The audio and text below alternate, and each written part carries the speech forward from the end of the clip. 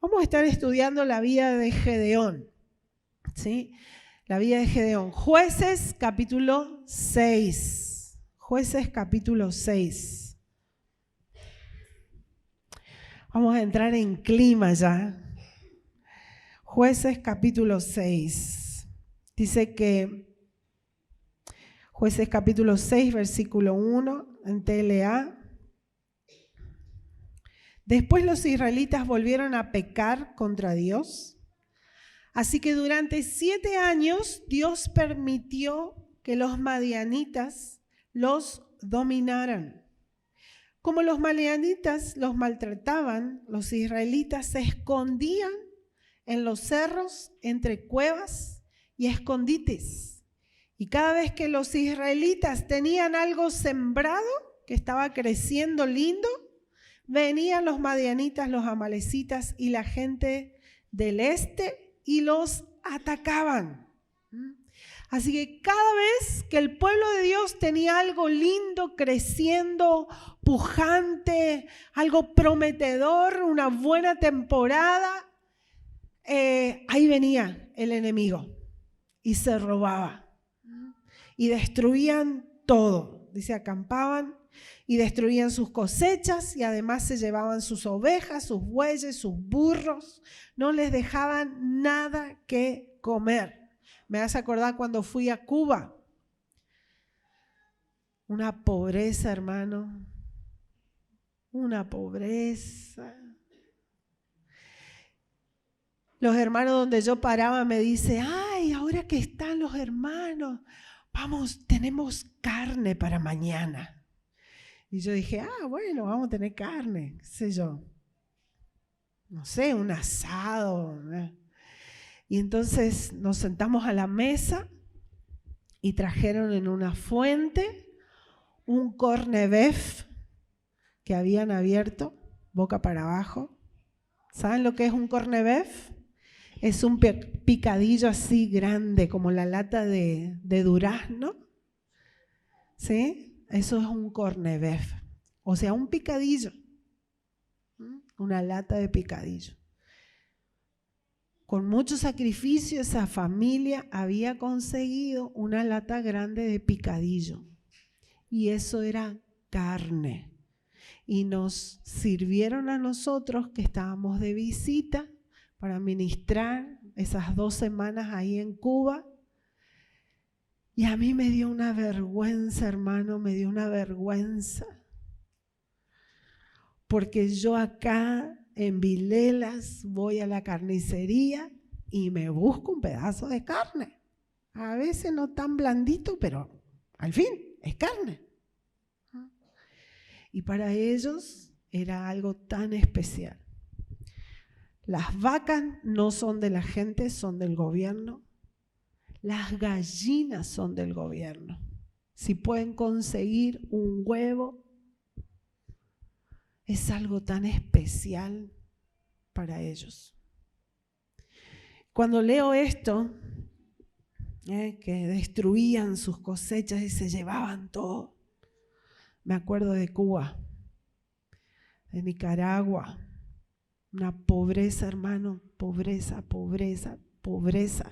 Todos los días, los años de pobreza. Y dentro de todos nosotros tenemos. Amén. Dele gracias al Señor porque usted todavía tiene un pedazo de carne, un huevo, que puede comer, que pueda verdaderamente alimentarse. Dice que el enemigo venía y no les dejaban nada que comer.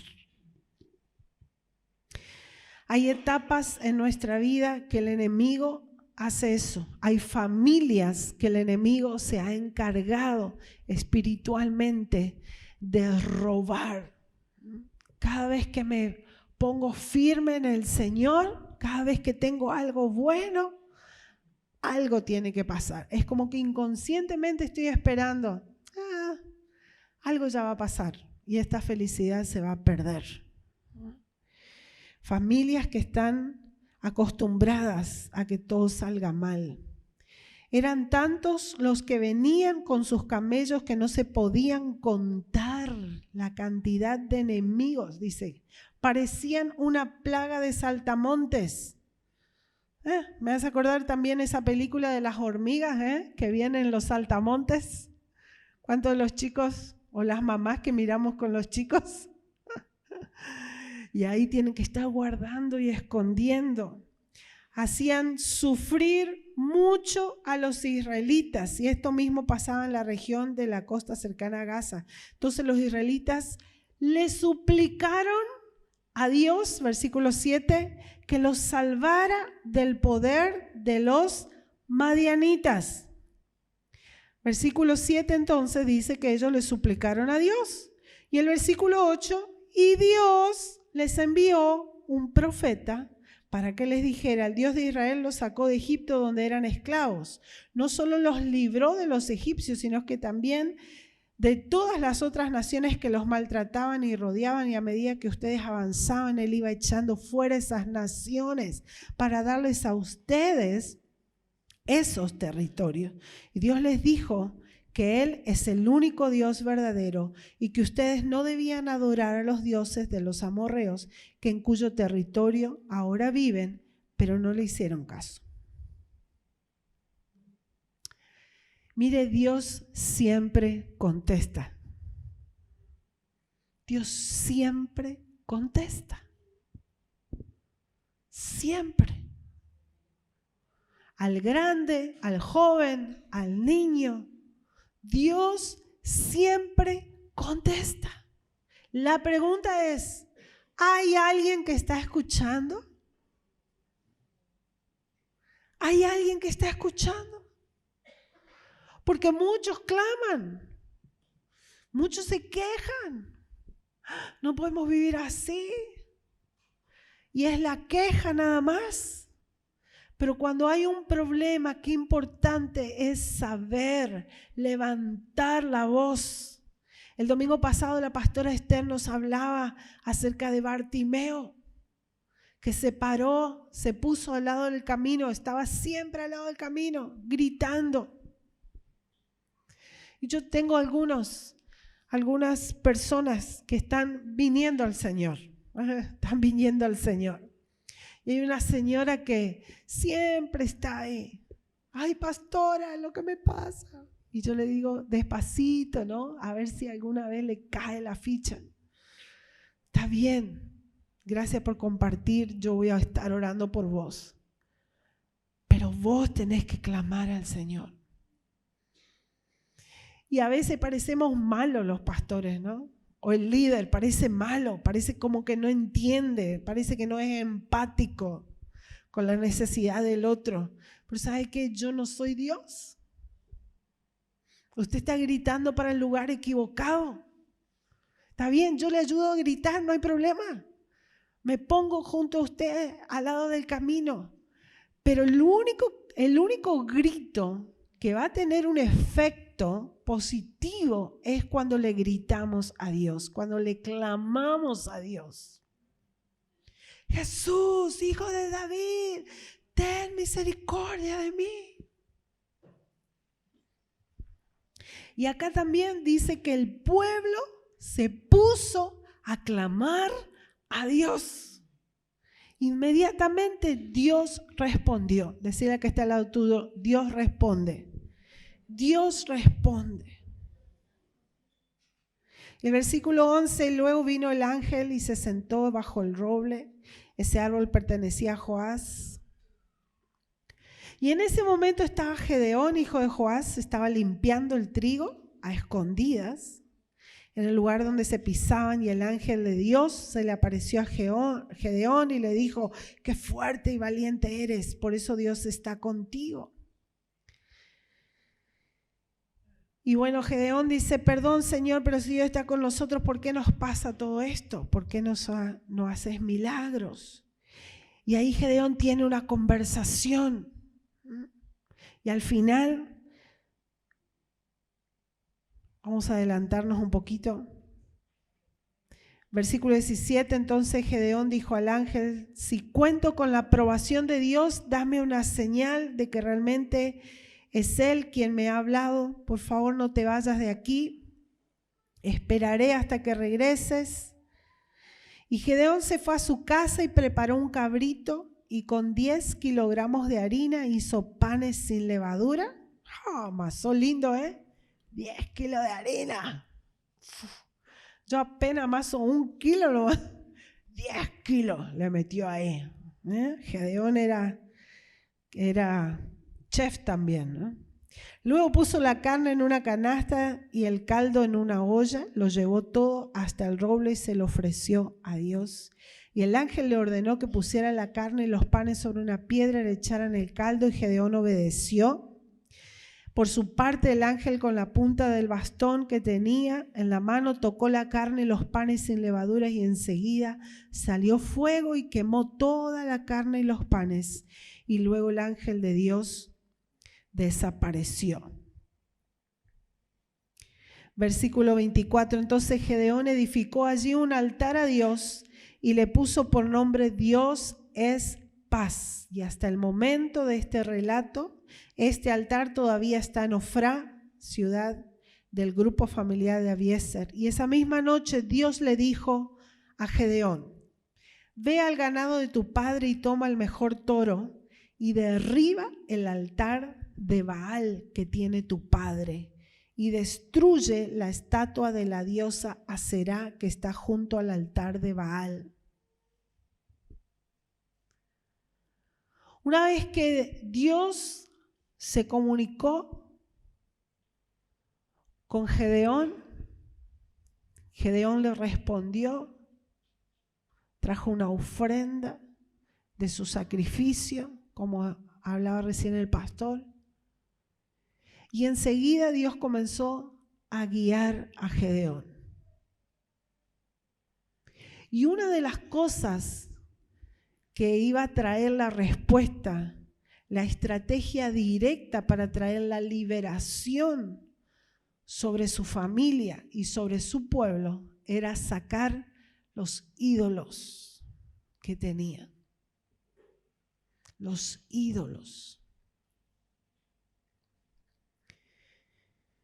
Estos ídolos no solamente eran así, unos ídolos, unas estatuas, sino que requerían sacrificios. Y uno de los sacrificios horribles era el sacrificio de bebés o de niños pequeños. Entonces, no solamente que el pueblo de Israel se había olvidado de Dios, sino que hacían atrocidades. Y eso es lo que hace el enemigo. Uno dice, ¿por qué ese hombre no provee para su familia?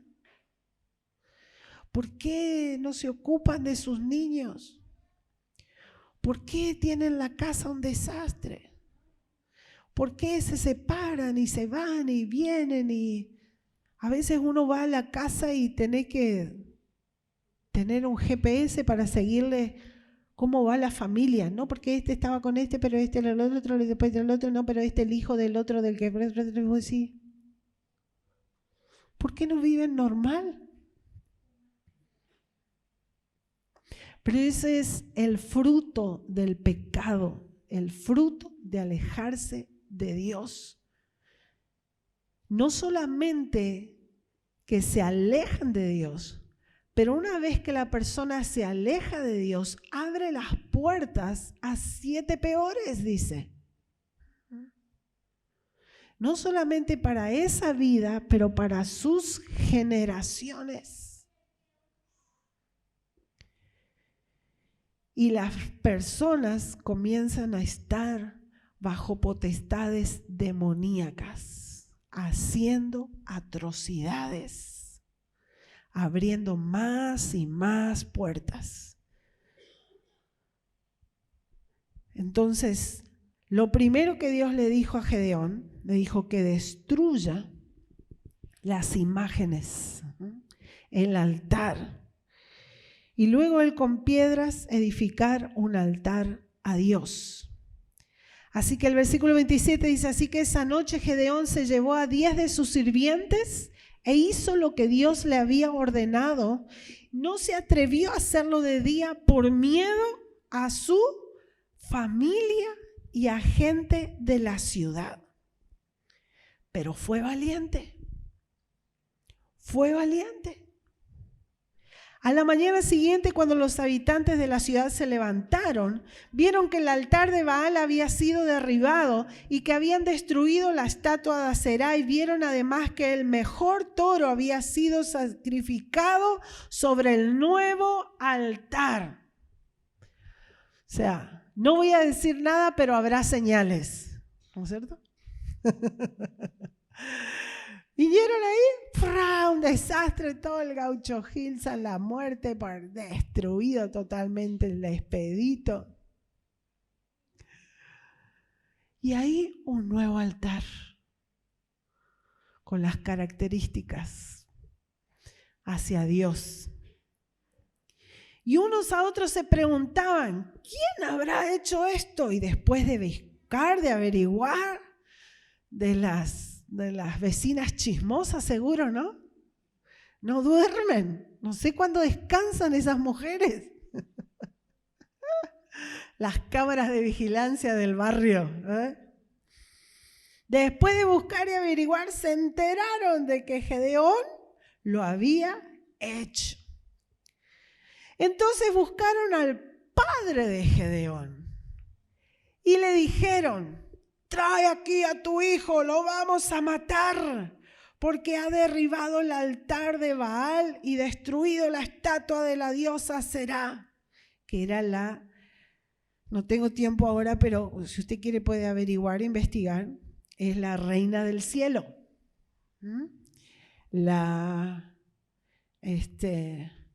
La misma de la Mujer Maravilla. ¿Cuántos vieron la película de la Mujer Maravilla? La nueva, ¿sí? Esa es la Aserá, la reina del cielo.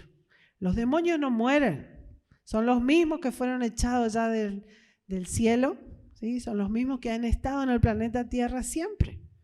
Si usted presta atención y si mira algo, mire con el Espíritu Santo y el Espíritu Santo le va a mostrar. Pero Joás le dijo a todos, Joás se llamaba el papá de Gedeón, ahora resulta que ustedes están de parte de Baal. ¿De quién era la estatua que había destruido Gedeón? Del papá, de su familia. El papá de Gedeón estaba involucrado en la adoración a ídolos. Pero cuando Gedeón tomó esa decisión, trajo una liberación a su familia. Diga, liberación a mi familia. Liberación a su familia. Y en esa noche que Gedeón tomó esa autoridad, hizo eso profético de romper toda idolatría de su casa, de su familia, también su papá fue libre. Amén. Su papá fue libre. Y entonces dice que cuando lo buscaron, claro, Gedeón estaba ya perdido debajo de la cama, se había escapado para mantenerse con vida. Y el papá no sabía nada. O por lo menos no nos dice la Biblia. Tomó los siervos de la familia, pero no dice que el papá sabía. Nos da a entender como que no le dijo nada. Pero ¿cuántos papás saben lo que hacen sus hijos?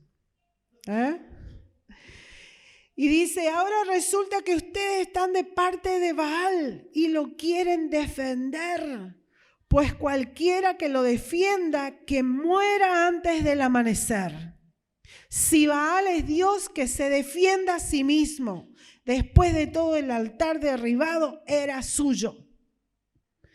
Un solo versículo tenemos ahí de la actitud del papá de Gedeón. Y eso es lo que te quiero hablar este día. porque 3 días los chicos les vamos a hablar acerca de Gedeón. Pero quiero, papás, que pensemos y veamos en el papá de Gedeón, Joás. A veces podemos estar engañados, envueltos. Muchas veces el enemigo nos ata con problemas en el trabajo, problemas con el jefe, problemas con los otros, problemas con los de afuera.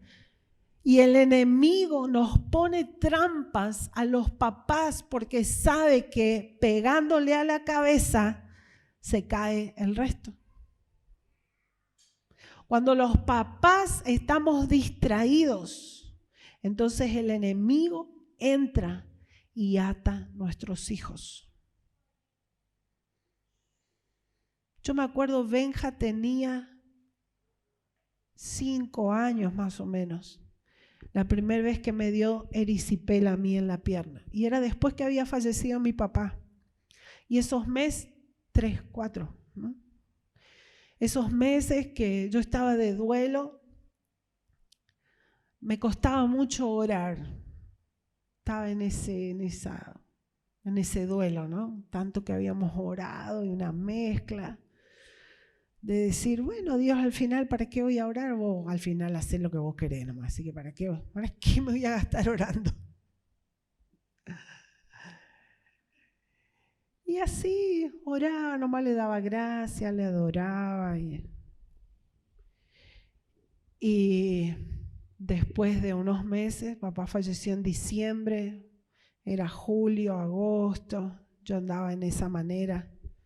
En lo profundo de mi corazón, bueno, ya no hacía más guerra espiritual, nada. Y en octubre me dio la erisipela. Horrible, uno no puede caminar, no puedes apoyar. Y el Señor me dijo, un día estaba así, viene Benja chiquito y me dice, mamá, en la noche te pasó eso. ¿En la noche? En la noche te pasó eso, mamá, el enemigo vino en la noche y te puso eso. Y se fue a jugar. Y yo me quedé ahí, porque me trajo una palabra profética. En la noche, cuando cerraste, cuando miraste, cuando te echaste a dormir, cuando no te importó más nada, como dice la Biblia, que el ladrón vino en la noche y sembró la cizaña. Cuando los papás nos distraemos, nos dormimos, el enemigo nos anestesia con veneno. No voy a ir hoy al culto. No, este año no voy a servir. No, hay muchas cosas, hay muchos problemas. Ya no me da la salud.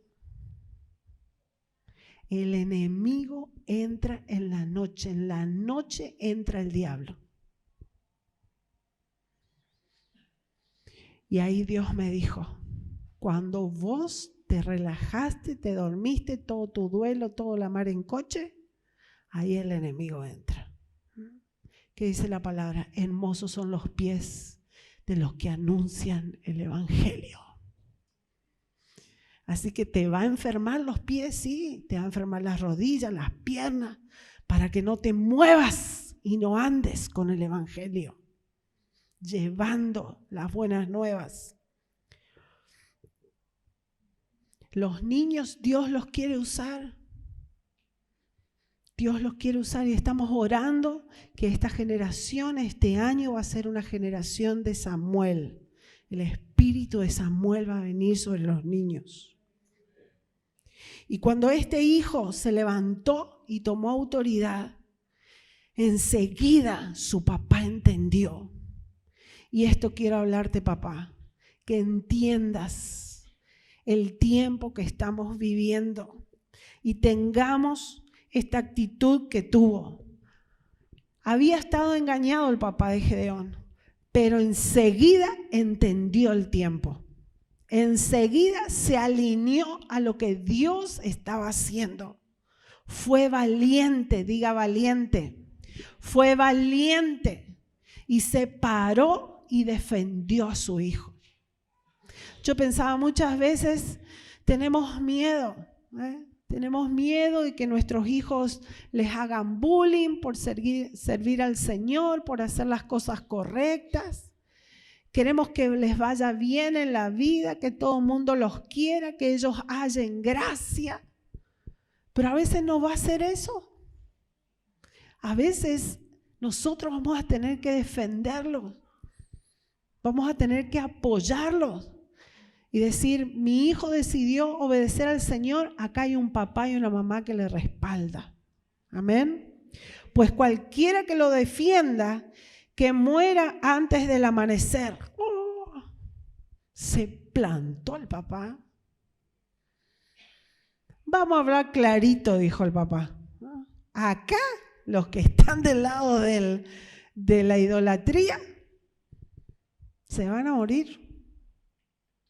Se van a morir. Dividió, rapidito se puso del lado correcto. Desde entonces le cambiaron el nombre a Gedeón y lo llamaron Jerubbaal, porque Joás había dicho que Baal se defienda a sí mismo. El altar derribado era suyo. Listo. Amén.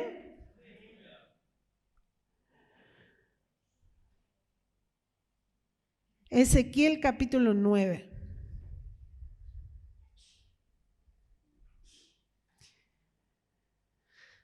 Clamó a mis oídos una gran voz diciendo, los verdugos de la ciudad han llegado y cada uno trae en su mano su instrumento para destruir. Y aquí 6 varones venían del camino de la puerta de arriba que mira hacia el norte y cada uno traía en su mano su instrumento para destruir.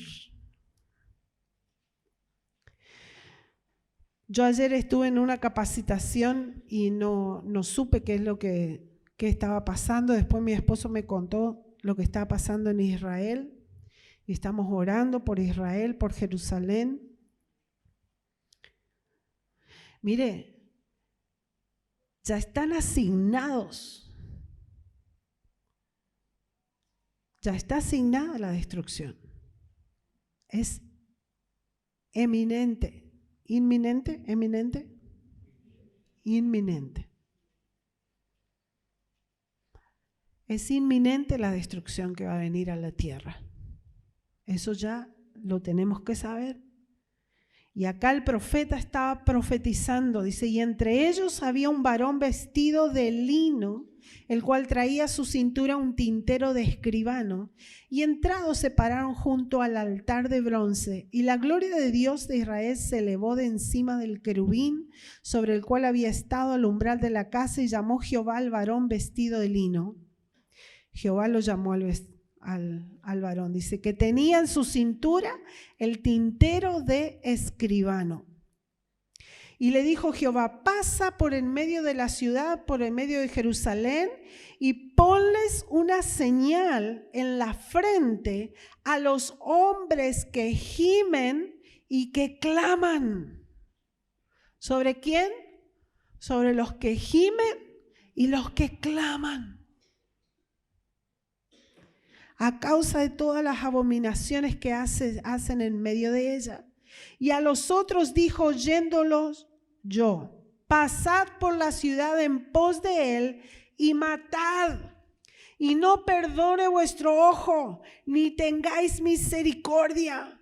Matad a viejos, jóvenes, vírgenes, niños y mujeres, hasta que no quede ninguno. Pero todo aquel sobre el cual hubiere señal, no os acercaréis, y comenzaréis por mi santuario. ¿Por dónde comienza el juicio? Por la casa de Dios. Comenzaron pues desde los varones ancianos que estaban delante del templo y les dijo, Contaminaron la casa, llenaron los atrios, salir y mataron la ciudad. El juicio viene. Pero Dios retiene a los destructores y dice, primero, andá y marcá todos los que están gimiendo, los que están clamando, los que están orando. Amén. Marcalos primero. Y una vez que son marcados, entonces sí, vaya a la destrucción. Nos marca la presencia de Dios. Nos marca la palabra de Dios. Nos marca las decisiones, las veces que elegimos, Señor, sea hecha tu voluntad en mi vida. A veces escuchamos una palabra que duele. A veces escuchamos una palabra o pasamos por situaciones y decimos, ay Dios, ¿por qué permitís esto? Pero sepa que Dios está trabajando con nuestras vidas. Y esa marca me va a traer vida. Dice que los que estaban gimiendo por las cosas que estaban pasando. Las cosas que estaban pasando. Como Gedeón, el pueblo cuando estuvo pasando penurias, ataques de los enemigos, se pusieron a clamar. Muchas veces no entendemos todo lo que Dios está haciendo, pero a veces esa circunstancia difícil nos lleva a la presencia de Dios. Porque a veces somos más rebeldes, más duros, y hasta que no nos pasa ahí algo que nos dobla la cerviz, entonces no buscamos a Dios. Pero ese dolor nos lleva a buscar a Dios, a gemir a Dios, a clamar a Dios, a estar en su presencia. Porque el que pide, recibe. El que busca, halla. Y al que clama, se le abrirá. Ese clamor me lleva a tener una marca del Señor. A guardarme.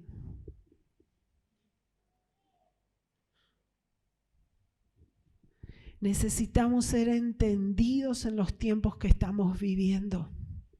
No dejarnos distraer. Dios comienza a hacer algo en tu vida, en tu familia. Alineate a lo que Dios quiere. Alineate a lo que Dios quiere. Algo malo pasó. Ayer me decía una chica, no vive con su papá y me dice, pastora, Dios ya le sanó, estaba luchando con cáncer. Y a mí me da tristeza porque yo quise ir a ver a mis hermanitos y él no me dejó. Y ella vive con la abuela. Dice, yo pensé que la lucha con el cáncer y Dios le sanó de cáncer, pero igual no nos deja unir la familia. Y yo decía, güey.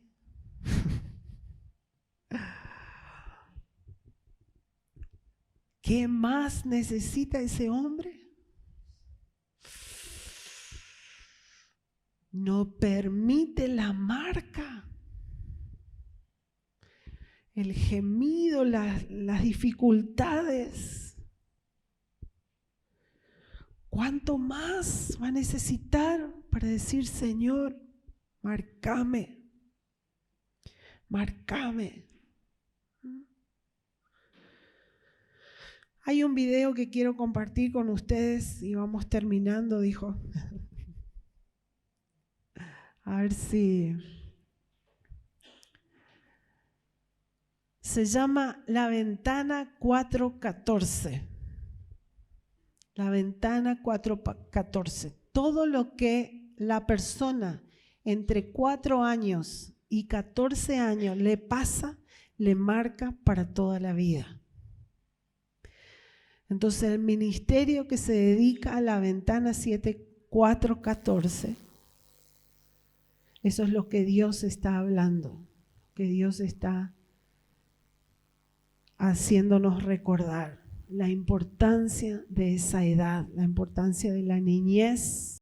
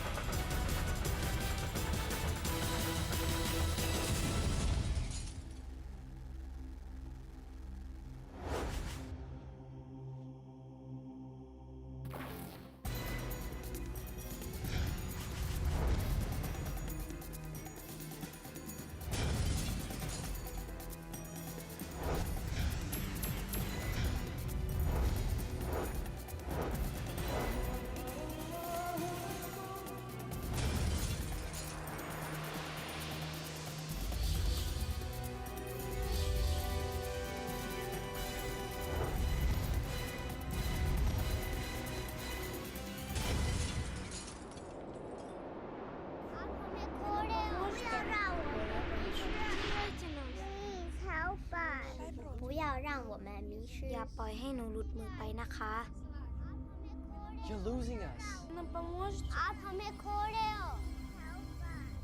You're losing us. Ви нам допоможете? 우리 잃어먹으면 안 돼. Не теряйте нас. Somos la esperanza de la iglesia. Help uns also believe. ได้โปรดช่วยผมนะครับ No nos pierdan.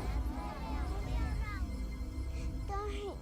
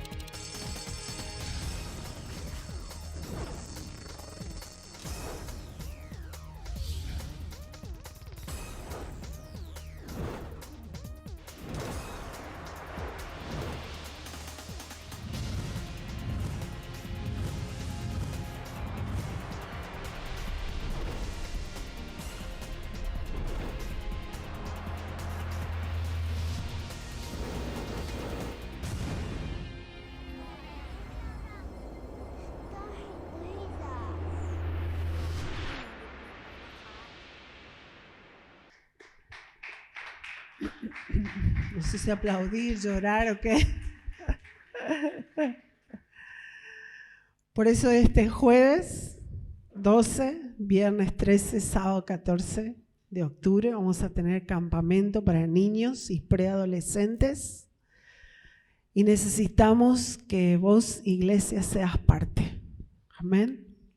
Ese es un ministerio que está bendiciendo iglesias en la visión de 4:14. Pues la edad del niño, la edad del preadolescente, dice que si reciben a Jesús a esta edad, ya reciben para toda la vida. Ya lo dijo el Señor en su palabra: instruye al niño en su camino y jamás se apartará de él. Iglesia no es una actividad nada más que tenemos, no es una costumbre, es un mandato que tenemos y esta es la oportunidad para marcar nuestros niños. Los niños no son el futuro, los niños son ahora.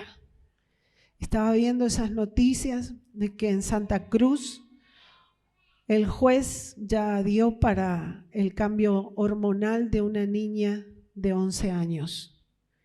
Tiene el apoyo del juez, tiene el apoyo de los padres, tiene no sé si padre y madre, pero hablan de una madre. Cuando no, las mujeres haciendo lío. La Jezabel ahí por falta y una Cab al lado que no hace nada. ¿Ah? Tenemos que tomar nuestro lugar en el Señor. La familia tiene que plantarse en el modelo de Dios. Por algo Dios instituyó de esa manera. Y esto va a ser cada vez más común en el mundo. Solamente la iglesia es la respuesta. Nosotros nada más somos la respuesta. No hay otro. No hay otro que tiene la luz. Nosotros tenemos que marcar nuestra generación, marcar a los niños y esto apoyar a partir de ahora. Vamos a estar con un ministerio ampliando la escuelita, la danza. Ayer fuimos a una capacitación que se llama los Kings Kids. El pastor Andrés fue parte de los Kings Kids, un ministerio que marcó su vida, marcó muchas vidas de los que hoy son referentes, hombres y mujeres de Dios. Así que queremos implementar nuevamente ese ministerio con lo que ya tenemos. Amén. Hay muchas ganas de servir al Señor.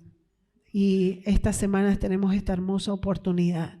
Así que papá, no te duermas. Mamá, no te distraigas. Abuelas, necesitamos las abuelas que refuercen esa intercesión. Amén, los pilares de intercesión, porque esta semana es una semana clave para nuestros hijos. Una semana clave para nuestros niños. Así que póngase en la brecha. No se distraiga, salga a buscar los niños.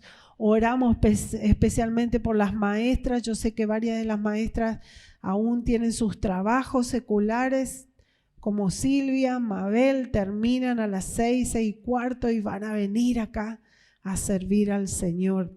Y así cada uno va a estar sirviendo al Señor. Así que ore, ofrende, apoye, porque hay un mandato del Señor y tenemos que decir, aquí estoy. Amén. Seamos como el papá de Gedeón. Ni bien vio que Dios estaba obrando, ahí se plantó y tomó su lugar. Así que mamá, papá, te hablo en esta mañana que tomes tu lugar. Toma tu lugar.